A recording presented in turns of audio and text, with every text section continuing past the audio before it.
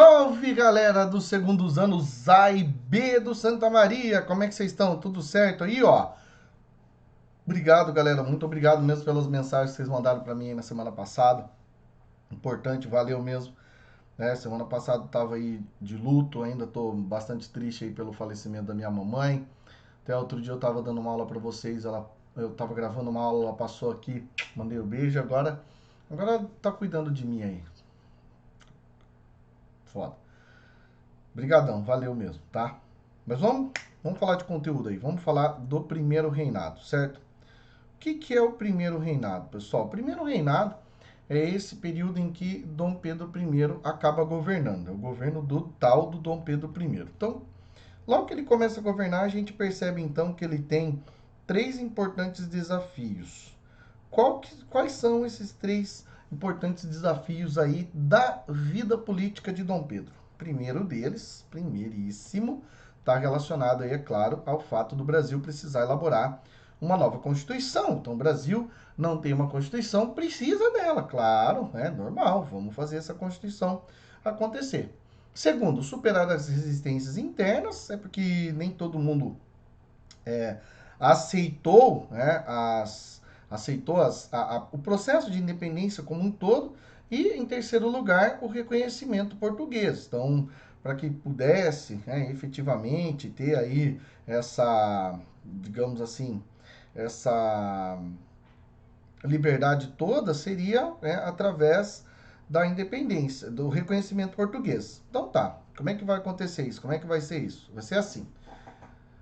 Primeiramente, em relação à Constituição, em primeiro lugar, né, precisa ter aí algo relacionado, né, à Magna Carta, precisa ter uma lei, né? Então, como que ia fazer essa lei?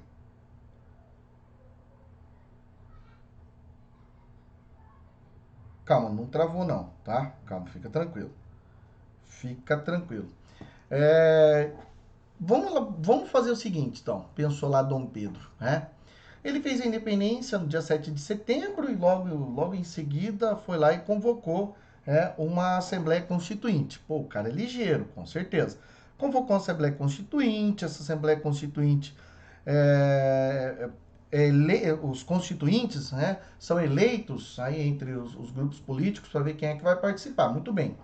E aí foram escolhidos, né, nesse caso aqui não tem eleitores, são escolhidos indiretamente para participar aí da elaboração das leis. Muito bem.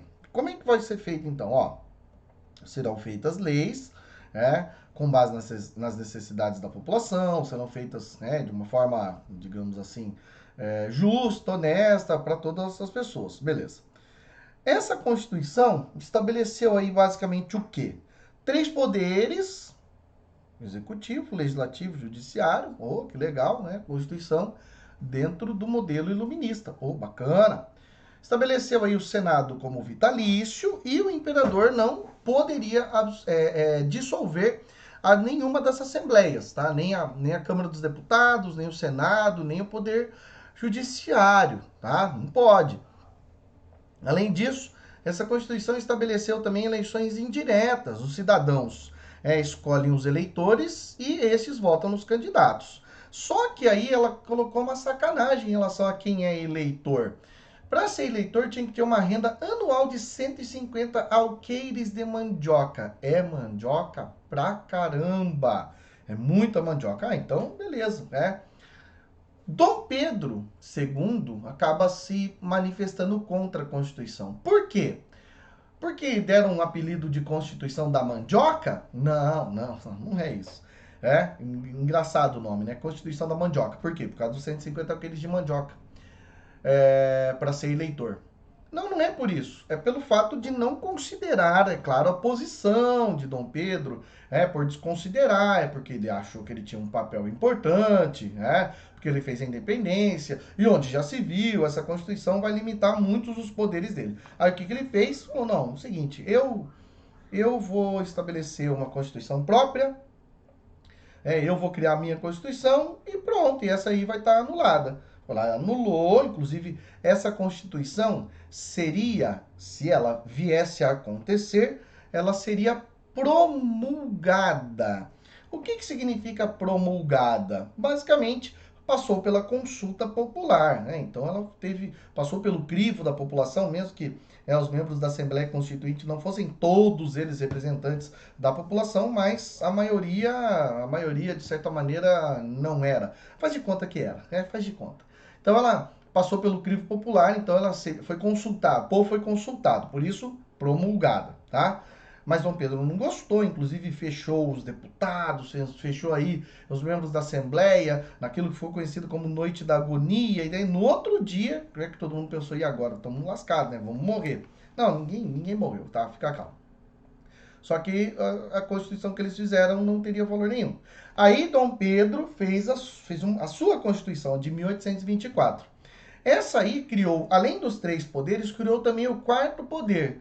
Além do poder executivo, legislativo e judiciário, criou também o quarto poder, que é o poder moderador. O poder moderador caberia então ao presidente da República, e esse poder dava enormes poderes ao imperador, poder fechar todos os outros, caçar mandatos, fechar o judiciário. Nossa, imagina só se isso hoje acontecesse no Brasil. Falando nisso, hoje no Brasil, quem é que mais representa uma certa intenção de ser poder moderador? Hein? Vai vendo aí, tá? Vai vendo aí, tire suas conclusões, beleza? Os presidentes provinciais seriam escolhidos pelo imperador. Aí também estabelece a relação do padroado, que é a submissão do clero ao Estado, e o papado, que é a influência religiosa sobre as questões políticas. O Brasil, a partir dessa Constituição, teria autonomia inquestionável, então nenhum país do mundo, nem Portugal, poderia, objetivamente questionar a autonomia do Brasil. Então agora não existe mais nenhuma possibilidade do Brasil voltar a ser colônia, por exemplo. O voto censitário foi mantido? Foi mantido. Mas agora não é mais 150 alqueires de mandioca. Agora é uma renda, né? Agora é em dinheiro. Oi, Lívia! Tudo bem? A sua mamãe não está aqui. Ó, tá vendo? É home office, tá? Quem sabe faz ao vivo. Eu vou gravando, a Lívia fica aqui comigo, tá? A Lívia tá aqui comigo. E aí vocês vão vendo o que acontece, tá? Oi, Ananda, tudo bem? Essa é minha sobrinha, tá? Home office, beleza? Muito bem. Muito obrigado. Isso, Ananda. Ai, tá. Tá vendo, pessoal? Quem sabe faz ao vivo. Esta fera aí, meu, ô louco! E nós vamos indo, tá? Muito bem. Em relação... cuidado pra não cair, tá? A sua mamãe tá lá no vovô. Aí, voltamos à programação normal. Isso aí é assim mesmo, tá? Pois bem, em relação ao voto censitário, agora é dinheiro. Agora é 250 mil réis que a pessoa precisa ter por ano para ser considerado eleitor. Todo mundo tem isso no Brasil? Claro que não. Óbvio que não. Claro que não. Muito bem. E aí, o que vai acabar acontecendo? Automaticamente vai ter gente que vai se colocar contrária a essa situação. Ainda no ano de 1823, acontecem as guerras de independência. Na Bahia, Piauí, Pará, eu ia falar Paraná, não é Paraná, é Pará. Acontecem as guerras de independência, onde então Dom Pedro I mostrou muito bem como é que se vence uma guerra. Isso que o Brasil não tinha exército. Como é que vai fazer para vencer essa galera? Bem simples. Contrata militares com um grandioso poder de guerra para ir lá lutar e vencer esses revoltosos. E foi fácil? Foi mais ou menos, até que no caso da Bahia foi tranquilo, eu diria tranquilo. Mas venceu, venceu, acabou impondo aí a sua vontade, impondo o seu poder. A Guerra da Cisplatina, entre 1825 e 1828, essa aí foi um pouco mais complicada, e nessa o Brasil perdeu. Mas a Guerra da Cisplatina não foi uma guerra contra a independência do Brasil, foi uma guerra para a independência da província Cisplatina, que atualmente chama-se Uruguai, tá? Mas eu não vou entrar em detalhes agora sobre a Guerra da Cisplatina, não. Deixa quando a gente estiver falando no segundo reinado, nas questões platinas, nos problemas aí relacionados ao Brasil aí, aqui na América Latina, tá? Muito bem. Em relação ao reconhecimento da independência, aí foi tranquilo, aí foi bem sossegado. Primeiramente, os Estados Unidos, dentro da doutrina Monroe, foi o primeiro país a reconhecer a independência do Brasil. O que é a doutrina Monroe? Depois você vai lá e pesquisa também, tá? Depois você vai lá e dá mais uma olhada. Portugal reconheceria a independência do Brasil se o Brasil pagasse a quantia, a bagatela de 2 milhões de libras esterlinas. O Brasil tinha esse dinheiro? Não! Como é que fez para pegar emprestado? Ah, pega emprestado do único país do mundo que tem libra esterlina, que é quem? A Inglaterra. Aí conseguiu? Conseguiu. Ah, já estava devendo mesmo para a Inglaterra, né? Porque a Inglaterra ajudou a família real a vir para o Brasil, então já está devendo aí. Aí depois a Inglaterra emprestou mais dinheiro para o Brasil para conseguir vencer os conflitos internos, para vencer a resistência interna em relação à independência do Brasil. Agora então, para pagar Portugal, beleza, vai pegar mais uma graninha, tá tudo certo. Portugal reconheceu a independência do Brasil e logo depois a Inglaterra também acaba fazendo aí esse reconhecimento da independência, tá? Só que a Inglaterra vai exigir aí basicamente a abolição do tráfico de escravos, coisa que vai acontecer depois do governo de Dom Pedro I, tá? Aí essa partezinha final, que é a crise do primeiro reinado, acaba acontecendo aí dentro de um contexto de muitas insurgências. Dentre elas, a Confederação do Equador. O que foi a Confederação do Equador? Pernambuco, a gente sabe, é um estado que historicamente tem uma vontade de tretar danada, né? Guerra dos Mascates, Revolução Pernambucana de 1817 e agora aí Confederação do Equador. Então, alguns estados, algumas províncias, aí, como por exemplo Pernambuco, Paraíba e Ceará, descontentes com toda essa situação econômica que vinha acontecendo no Brasil, né? Eles já estavam de cara desde 1808, quando a família real chegou aqui. Mas agora, o problema é principalmente o quê? Ó, é o seguinte, Dom Pedro não poderia ter feito o que ele fez em relação à Constituição. Ele deveria ter promulgado uma Constituição e não outorgado do jeito que ele fez. Ainda mais, toda a problemática envolvendo aí toda a situação aí envolvendo os conflitos internos e também a Constituição. Beleza. Os revoltosos tinham como objetivo várias e várias questões, mas uma delas acabou criando uma cisão, um racha entre os revoltosos, que é a questão abolicionista. Quando eles falavam na abolição da escravidão, mesmo contando aí com os líderes Cipriano Barata, Frei Caneca, Manuel Carvalho Paes de Andrade, aí a questão acabava preocupando. Quando falava na abolição da escravidão, daí eles abolir a escravidão. Eu não sei se todo mundo quer isso, e foi o que basicamente acabou criando essa divisão, e essa divisão enfraqueceu o movimento, e Dom Pedro, que já tem, é claro, uma relação de muita violência, foi lá e mandou os seus mercenários, Labatut, Grenfell e Cochrane, e acabaram vencendo também essa resistência aí. Ó, aqui, ó, essa imagem aqui é a imagem do Frei Caneca, onde ele seria enforcado, mas ele não foi enforcado, ele acabou sendo executado aí por arcabuzamento, tá?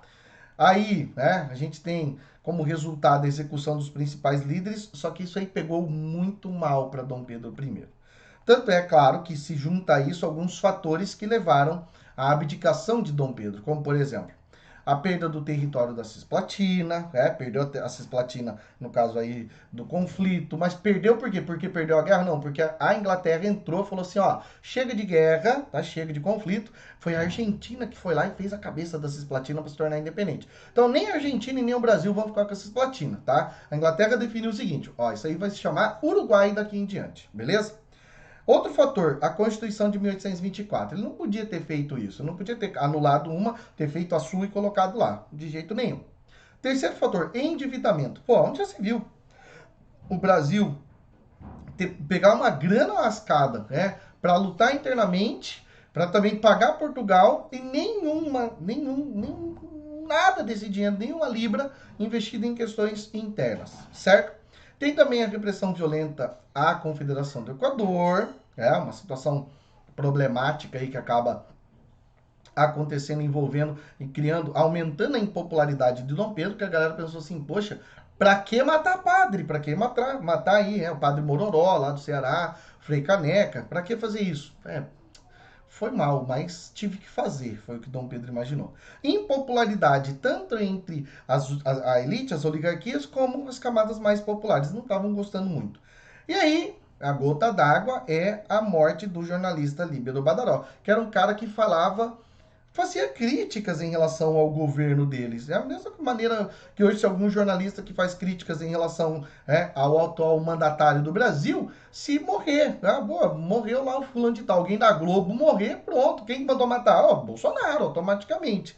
E aí o Libero Badaró, que é um italiano médico e jornalista, estava atuando aí no estado de São Paulo, acaba infelizmente morrendo, de uma forma que ninguém sabia como era, que simplesmente encontraram o corpo do cara com várias perfurações, tiros. Quem mandou matar? Quem você acha? O imperador. Ele fala mal pra caramba do imperador. E aí acontece um episódio ainda bem engraçado, que é a Noite das Garrafadas.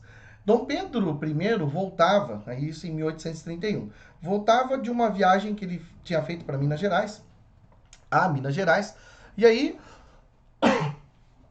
em seu retorno, ele chega no Rio de Janeiro, ele é muito mal recebido, A sua comitiva, que vem um pouquinho na frente, já é recebida aí com pau, pedra, garrafa, enfim, a galera vem em cima deles, E aí o que acaba acontecendo? Ele falou, bom, não tem mais nada que eu faça aqui, já tá bom, já não tem mais o que eu vou ficar no Brasil. E fora isso, tem uma outra questão, a sucessão do trono português. Eu te amo, Gi. E aí, em relação à sucessão do trono português, o que acaba acontecendo? Você levou a chave? Levou a chave da sala? Não?